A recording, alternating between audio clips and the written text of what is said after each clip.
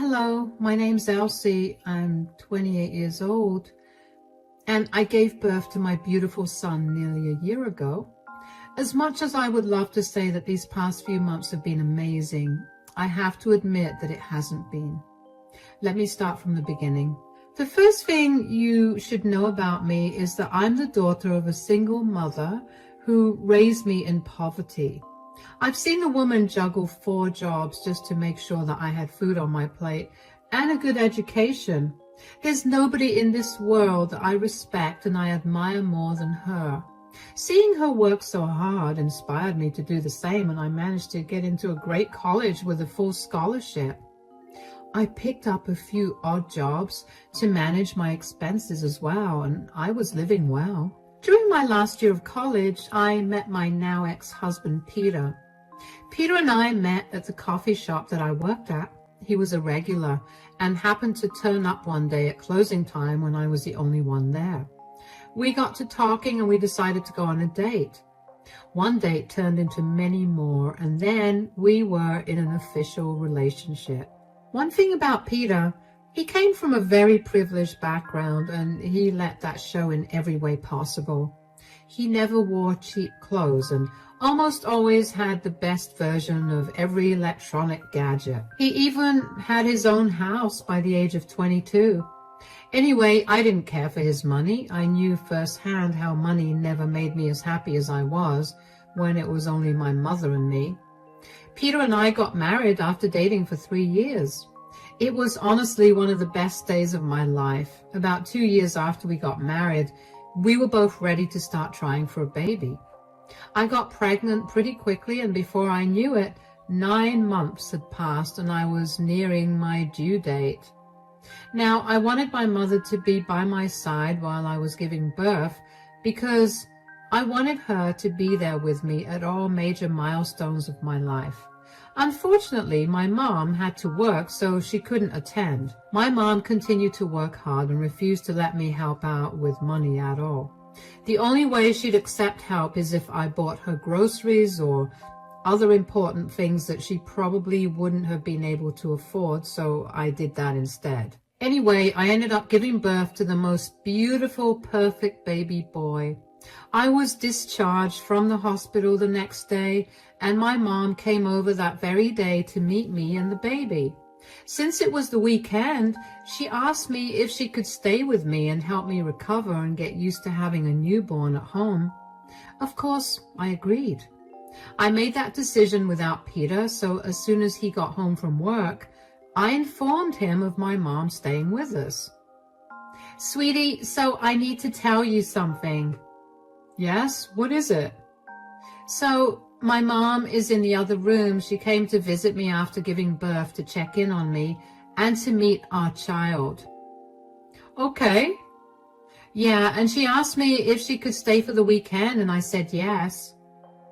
"Elsie, you know I don't like that." "Why?" "I mean, doesn't your mom have to work? She's barely making ends meet as it is." "Yeah, but she took the weekend off just so she could be here with me." "I don't think that's a very smart idea." "Why? What's the problem you have with her being here? It's only one weekend. It's not like she's staying here for a month." "I don't have a problem with her." "Don't even lie. Tell me what the issue you have with her, or so help me God, I'll raise hell for you." "Calm down. Look, you just gave birth and your hormones are all over the place. Why don't we just let this go?" "First of all, don't you dare blame my hormones for this. I am genuinely curious to know why you think it's a bad idea for my mother to be in our house and to be with me after I gave birth. Secondly, we're not letting this go till you answer my questions." "Fine. If you really want to know, I'll tell you. I'm afraid that your mother is going to ask us for help with money because she took these 2 days off." "What? You've got to be kidding me. When has my mom ever asked us for financial help?" "She hasn't. Yet. You never know when she could turn." "You sound insane. This is my mother we're talking about. She refused to take money from us even when she was really struggling. What makes you think she'll ask us for money when we just had a child? Look, you're probably too caught up with your emotions to think logically. But what I'm saying is not that far-fetched either. No, you listen to me. The only person I wanted by my side while I went into labor was my mother. She felt horrible that she couldn't be there, and this is her way of making up for it. And if you really think that she's going to ask for money just because she missed 2 days of work, then I'll pay her that money myself. You have nothing to worry about. Okay, as long as you agree that it's going to come out of your wallet, I don't mind. You are a real piece of work. I hope you know that. I turned around and stormed away from Peter by that point. I couldn't understand why he'd suddenly had a problem with my mother, especially since she had never once given him a reason to believe that she was so cheap as to ask us for money because she missed a day of work for us. Like I said, she never even took money from me before I was married. I was too angry to talk to Peter for the rest of the day, but I was able to calm myself down by spending time with my son and my mother. During the second day of my mother's visit, Peter's younger sister, Irene, came over to visit me and the baby. The thing about Irene is that she's the black sheep of her family. She's just so different from the rest of them. She doesn't have the pride or the ego that the rest of her family has, and I have to admit that I admired her for that. She was in her last year of college, and she was doing well, as far as I knew. Because of how much I liked her, having her over was nice for me. Irene asked us if she could stay over with us for the night, considering the next day was a Sunday, and Peter and I had no objection to it. We spent the night playing a variety of games and ended it by watching a movie. That night, Peter apologized for being mean to my mother the other day, and I forgave him. I thought that would have been the end of it, but oh, how wrong I was. Monday morning, as I'm preparing Peter's lunch for him to take to work, I hear Peter furiously running down the stairs. He looked frazzled when he walked into the kitchen, and I was genuinely scared something happened to him. It's gone! Oh my God, it's gone! Whoa, what's going on? What's gone? My watch. The really expensive one, it's not there in my bedside drawer. Did you check your cupboard or the dresser? No, Elsie, I only checked one place and decided it was missing. Of course I looked everywhere. Okay, I'm sorry for asking a stupid question, but why don't we calm down a little and try to think rationally about where it could possibly be? I don't know any other place it could be. Besides, I didn't even take it out last week. I mean, we're both overtired from taking care of our child, and we're both constantly sleep deprived now. Maybe you took it out, but you don't remember. You think I wouldn't remember taking out my $2,000 watch? You know I guard that thing with my life. I'm just listing out possibilities here. You don't have to get mad at me. Oh no, I do have to get mad at you. I know for a fact that my watch was stolen, and there's only one person that I can think of who did this. What are you talking about? I'm talking about how your mother stole my watch. What? Did you realize how insane you sound? Do I really sound insane? Or am I just telling you the truth? I told you that letting her live with us was insane. Why in the world would my mother steal from you? Because she probably wanted to be compensated for her days off. My mom has no reason to do that. She adores you. And the last thing she'd ever do is steal from you. Besides, she doesn't care for watches, especially big chunky watches like yours. Who said anything about her keeping the watch? She probably sold it and kept all the money for herself.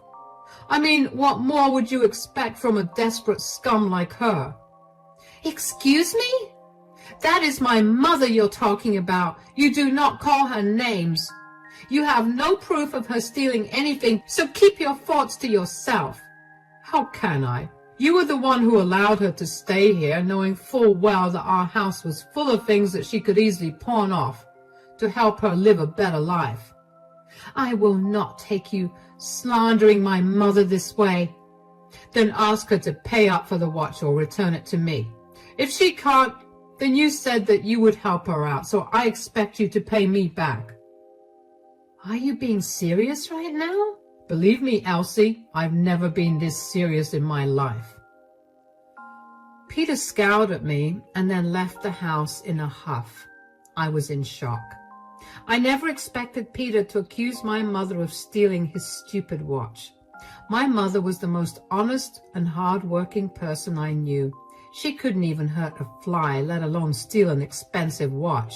I remember one time she lied to me about what happened to one of my artworks that I brought home from school, and she got so consumed by her guilt for lying to me that the next day she broke down crying and told me she accidentally threw it in the trash because it was a part of the trash pile. My mother would never have been able to keep a secret that big for longer than an hour. I knew her that much. I had nothing to worry about there. But what I did have to worry about was my relationship with Peter. I didn't know if it was a postpartum thing, but I was seriously beginning to question our relationship. After Peter accused my mother of wanting to take money from us, I began wondering if our relationship was right for me. But now, calling her a desperate scum? I wanted to divorce him. I didn't immediately take any action, though. After all, I still didn't know if my emotions were all too heightened because I just gave birth. I was also grappling with the worry of how I would pay Peter back if he asked me to do it. He knew very well that it was not an amount I could easily afford. I would have talked to my mother, but I didn't want her to find out about what was happening. She would blame herself for coming in between us, and I didn't want that. Unfortunately, though, my mom did end up finding out about the stolen watch, and she was accused of having stolen it. I knew she found out because she called me about 3 days after Peter told me that his watch went missing to tell me that she knew. "Hi, sweetie, are you free to talk?" "Oh, hi, Mom. Of course I'm free to talk, and yes, before you ask, I'm doing good, and so is your grandson, and yes, I'm feeding him well." "Hold on, are you crying?" "I'm so sorry." "No, why are you saying sorry? Why are you crying? Are you okay? Are you injured or something?" "No, it's nothing like that. Was it a bad thing for me to stay over at your place this last weekend?" "Of course not. Why would you ask me that? My house is as much your house as it is mine. I just wanted to know, that's it." "Why did you want to know?" "Oh, no. Did Peter say anything to you?" "No, forget I said anything, please." "Absolutely not. Tell me right now, did Peter say anything at all to you after you left from here?" "Don't be mad.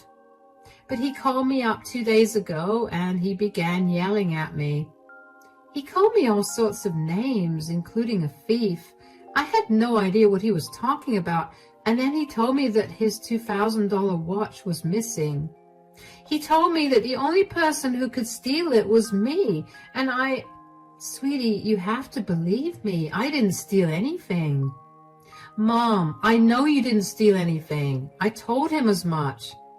I don't know why he had to call you to accuse you, but I'm going to teach him a lesson." "Oh, you don't have to do that.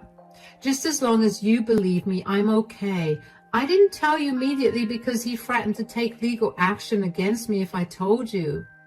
It was eating me up on the inside to not tell you, and now that I did and you believe me, I feel better, although I don't have any money to pay him back."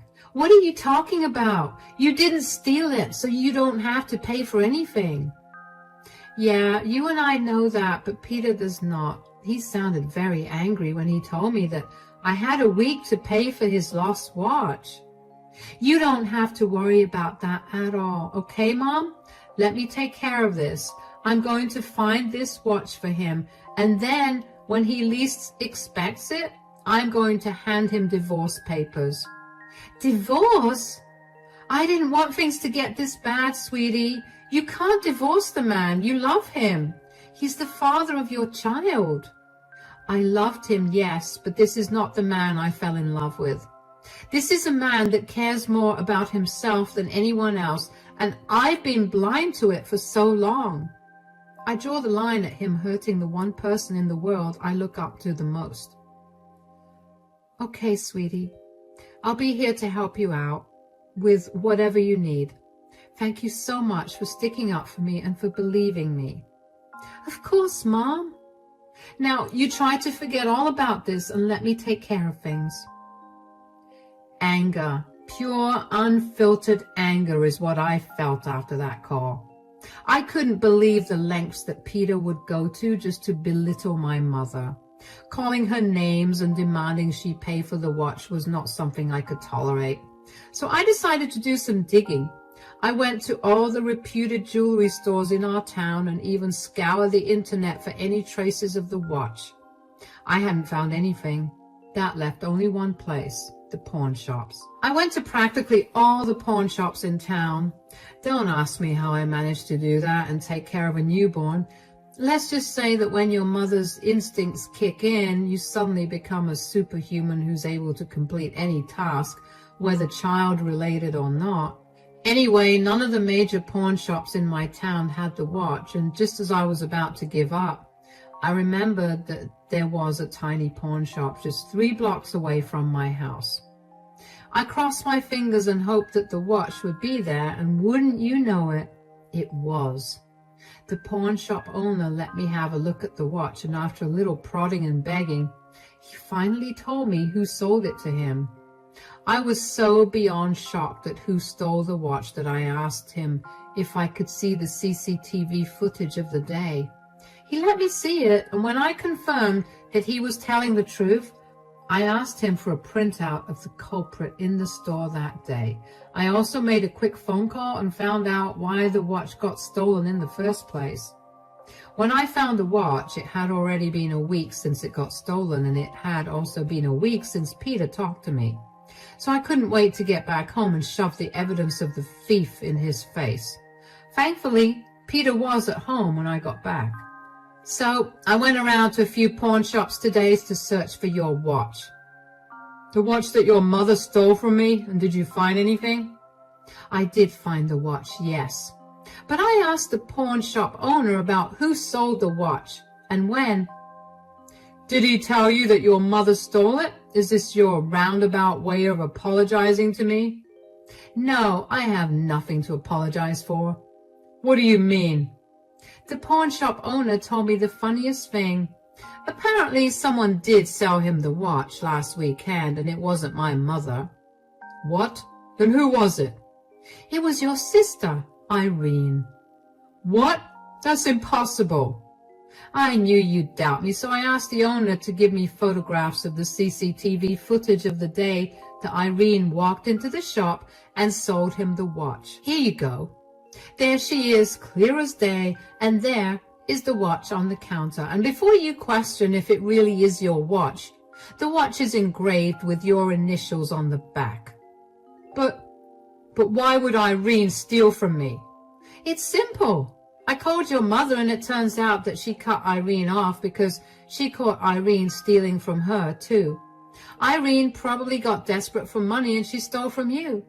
And it was the perfect opportunity for her to come over when my mom was there because she knew how much you looked down on my mom.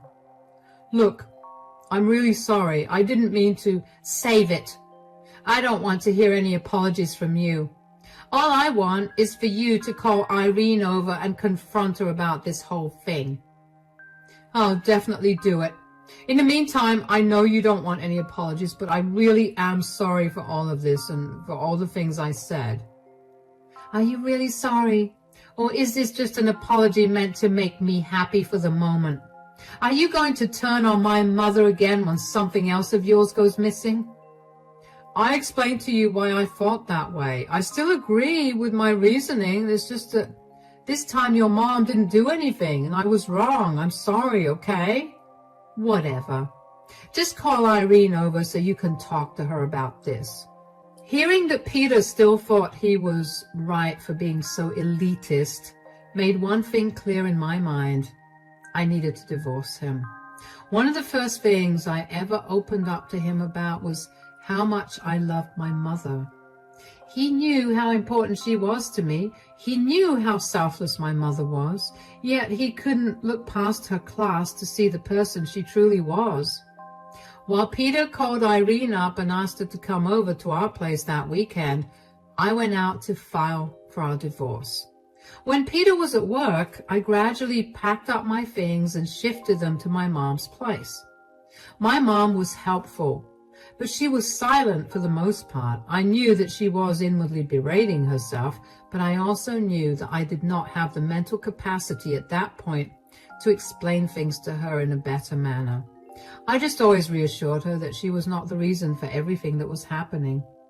You know what else is funny though? Peter never once realized how empty the house was getting with each day that passed. By the end of the week, only the bare bones of our house were there, and Peter barely recognized the difference. That only made me feel better about the decision I made to leave him. Anyway, that weekend, Irene came over. I could tell that Peter was trying his best to keep his cool and make sure that he would not explode in anger at his sister. When I opened the door to Irene, she looked pale and sweaty. She nervously greeted me. Hi guys, how's everything going? Irene, sit down. What's going on? I hope everything's fine. It's not. We know what you did. Do you want to explain yourself? What are you talking about? I'm talking about how you stole my $2,000 watch last weekend and then pawned it off. I didn't do that. Save the lies, Irene. Here's the picture proof of you selling it to the pawn shop 3 blocks away. Now explain yourself. Well, I didn't have any money. Mom cut me off because she caught me lying about how much money I needed. She barely gave me much money to begin with, and I was barely getting through each month.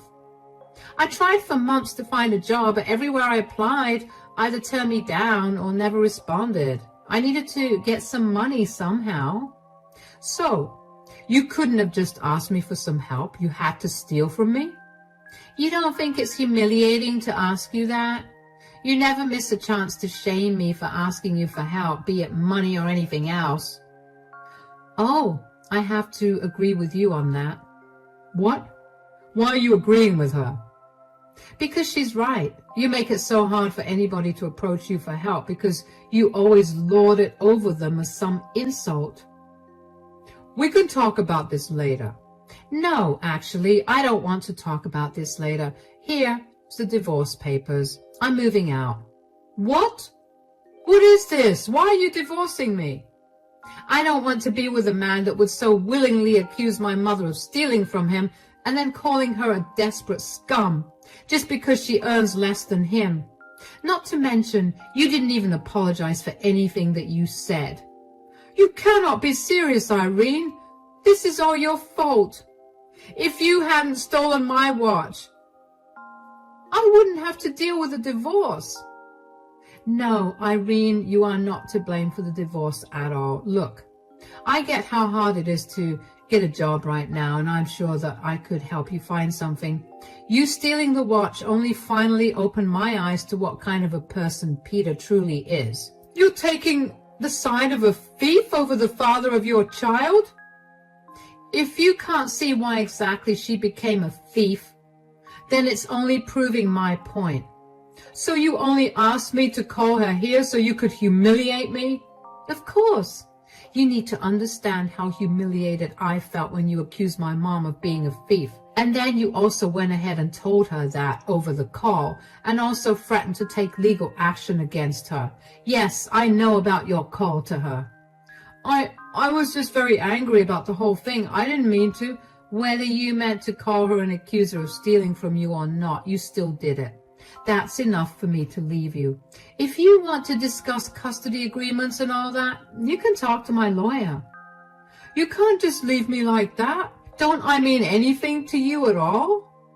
After what you said about my mother, who, by the way, you know worked super hard to provide for me, absolutely not.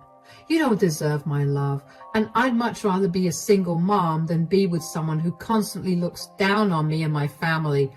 Come on, Irene. I'll take you back to your dorm. Bye, Peter. I was shaking with anger by the end of the conversation, and I knew that I needed to exit as fast as possible. Irene looked gobsmacked at the way the events turned so quickly, but I grabbed her arm and led her out of the house. In the car, I made sure to tell Irene that even though I defended her in front of Peter, I still did not agree with what she did.